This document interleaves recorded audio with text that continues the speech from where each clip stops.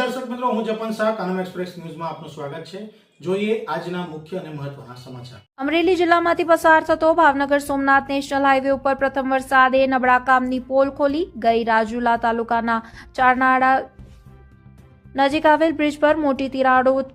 હું અત્યારે રાજુલાથી નાગેશ્રી બાજુ જાઉં છું અને જેમ કે આપ જોઈ રહ્યા છો કે આ આપણે ભાવનગર સોમનાથ હાઈવે છે, જે કરોડોના ખર્ચે સીસી રોડ બનાવેલી છે।